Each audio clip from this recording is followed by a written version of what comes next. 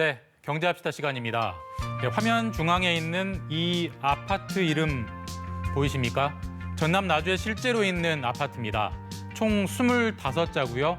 다 읽으려면 아마 숨이 상당히 찰 것 같습니다. 언젠가부터 이렇게 아파트 이름이 길어도 너무 길어지고 있는데요. 아파트 이름은 어떻게 정해지는 걸까요? 절차는 100% 철저히 자율입니다. 건설사나 입주자들이 지자체에 신고만 하면 되고 심사나 인허가 전혀 없습니다. 그리고 이름이 꼭 짧아야 좋다고 보기만도 어려운 게 사실이긴 합니다.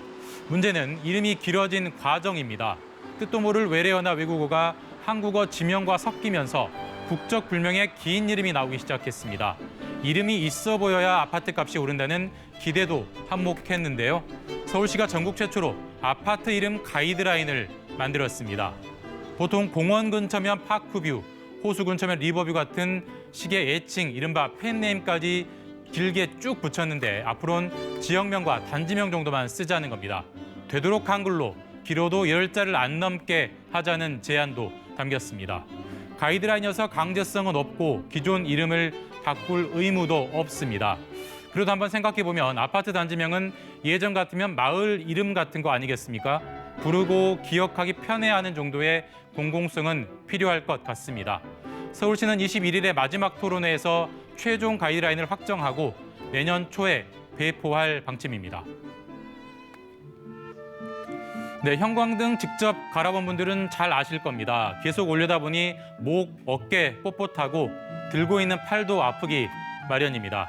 하지만 자동차 조립 공정에선 이런 자세가 때로는 불가피하기 때문에 심하면 산재로도 이어지는데 이 문제 현대차가 입는 로봇으로 도전합니다. 네, 보시는 화면은 차체 하부 조립 공정인데요. 기계식 좁기를 입은 작업자가 보입니다. 목과 어깨, 팔을 받쳐주는 모양이고 또 다른 장비 하나는 엉거주춤 반쯤 앉은 자세를 받쳐주는 장비입니다. 작업 하중이 몰리는 특정 근육의 피로도를 덜어주는 웨어러블, 즉 입는 로봇입니다.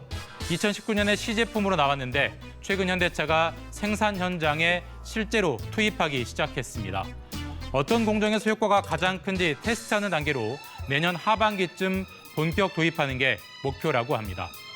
그런데 이 장비 무게 때문에 더 힘들지는 않겠냐? 하지만 무게는 600에서 700g이고 배터리 없이 작동합니다.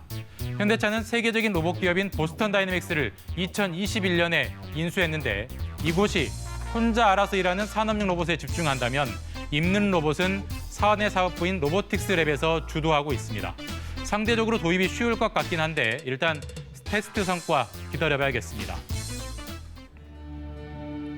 올해 산유국들의 키워드는 단연 감산입니다. 지난달 말에도 오펙 플러스가 하루 220만 배럴, 세계 석유 생산량의 2.5%만큼을 덜 시추하겠다고 발표했습니다. 이 정도면 상당한 공급 충격인데 국제유가는 어떻게 반응했을까요? 추이를 보면 9월 말 배럴당 $100 부근부터 계속 쭉 흘러내리더니 감산 발표에도 반등 기미가 없습니다. 왜 그런지 이유를 찾는 분석이 분분한 가운데 미국의 셰일 업계가 범인일 거란 통계가 나왔습니다. 올 4분기 미국의 하루 석유 생산은 1년 전보다 75만 배럴 정도 늘었습니다. 이 정도면 베네수엘라 정도의 산유국이 새로 생긴 것과 비슷합니다. 중동과 러시아의 석유 카르텔이 노린 감산의 효과를 미국이 증산으로 지워버리고 있다는 얘기입니다. 블룸버그도 미국의 셰일이 석유 카르텔을 다시 위협하고 있다고 보도했습니다.